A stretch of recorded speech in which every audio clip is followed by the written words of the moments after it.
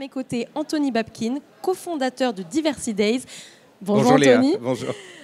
Donc Diversity Days, c'est une association d'égalité des chances, on y reviendra. Mais avant, en 2024, ça veut dire quoi être une entreprise inclusive ? Je pense que c'est la même chose qu'en 2023 ou que les 10 années qu'on suivi. Ça veut dire en faire une priorité stratégique. Dans le dernier baromètre des EcoStart sorti il y a très peu de temps, c'était une étude spéciale sur les questions d'inclusion, de diversité, etc. On montrait que la part des 18-35 qui placent le sujet de diversité et inclusion en priorité sont plus de 60%. Enfin, c'est assez énorme. Il y a une attente décuplée, je pense, de la génération qui arrive, que le sujet d'inclusion ne soit pas un sujet à part. C'est un sujet de bien-être au travail, c'est un sujet de respect, de dignité. Et puis, on a une population française aussi qui vieillit. Donc, le sujet de l'inclusion, ce n'est pas que des attentes des jeunes, c'est aussi la place des seniors dans l'entreprise, la place des personnes en situation de handicap, la place des personnes LGBT. Enfin voilà, c'est considérer ce sujet de la lutte contre les discriminations de manière très large. Je dis souvent qu'il y a 26 critères de discrimination déclarés en France. Je ne vous ai pas posé la question de où est-ce qu'on en est aujourd'hui et vraiment de l'état des lieux chiffré, parce qu'en fait, j'imagine que c'est sous-estimé, puisque en fait, d'un point de vue légal, il y a des questions qu'on ne peut pas poser en fait, en entretien, ni aux salariés, des informations qu'on ne peut pas avoir, qu'on ne peut pas connaître en tant qu'entreprise. Donc ça limite, j'imagine. En fait, la part des choses qu'on ne peut pas savoir ou qu'on ne peut pas mesurer est minoritaire par rapport à tout ce qu'on peut avoir pour permettre que l'entreprise soit équitable ou inclusive. Donc moi, je préfère me concentrer sur tout ce qu'on peut aller chercher pour que l'entreprise soit bonne sur ces sujets-là. Et je dirais que si on prend 10, 20 années de recul, on a plutôt progressé. Et en tout cas sur le sujet des femmes, inévitablement, sur la question avec l'index égalité femmes-hommes, évidemment, sur les lois qui sont passées aussi, Copé-Zimmermann, sur la place des femmes dans les comités d'administration, également sur la part des personnes en situation de handicap, qui a plutôt progressé.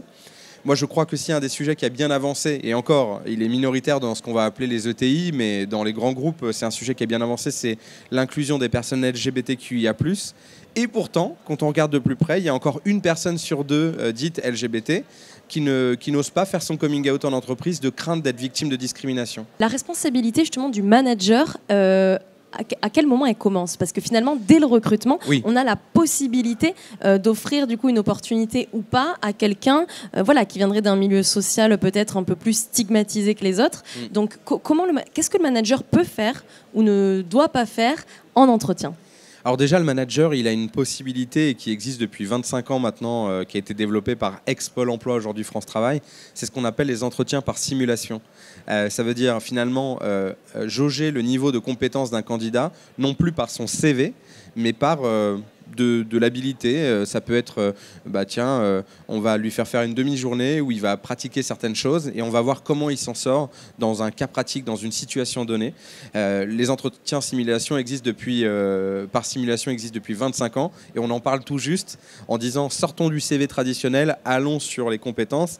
Et moi, c'est le premier conseil que je donnerais. Comment on juge le potentiel de quelqu'un au-delà du CV traditionnel ?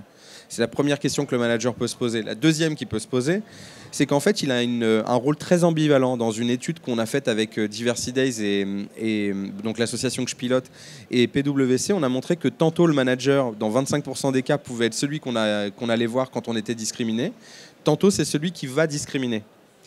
Cet enjeu, finalement, quand on lit cette double grille de lecture sur le rôle ambivalent, pour moi, c'est la formation.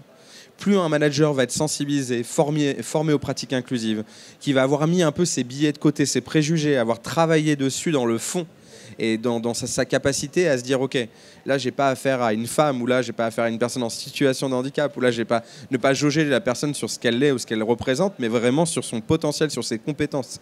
Et donc ça, c'est tout un travail sur soi qu'il faut entreprendre. Pour atteindre donc l'objectif de parité en entreprise, notamment dans le milieu de la tech où il y a un vrai déficit de femmes, comment susciter des vocations chez les femmes à aller dans des filières scientifiques pour après intégrer des métiers et des entreprises spécialisées dans la tech. En en quelques mots. Alors c'est une excellente question et je fais très vite. Je pense qu'on a un vrai déficit de représentation et dès le plus jeune âge. Malheureusement, aujourd'hui, les filières scientifiques, et peut-être que certains profs font davantage la promotion des filières scientifiques ou des maths auprès des publics masculins. Et peut-être pareil pour les parents, il y a des biais très très forts. Donc parler des métiers scientifiques, parler des métiers d'avenir aux jeunes filles, c'est là où ça va se jouer. Deuxième chose, c'est dire qu'elles sont les bienvenues dans le monde de la tech et donc leur faire une place, et celles qui sont en position de décider de faire des pour-actions et des actions positives le plus souvent possible, de manière les plus récurrentes, de manière à faire connaître ces métiers. Merci pour tout, Anthony Babkin.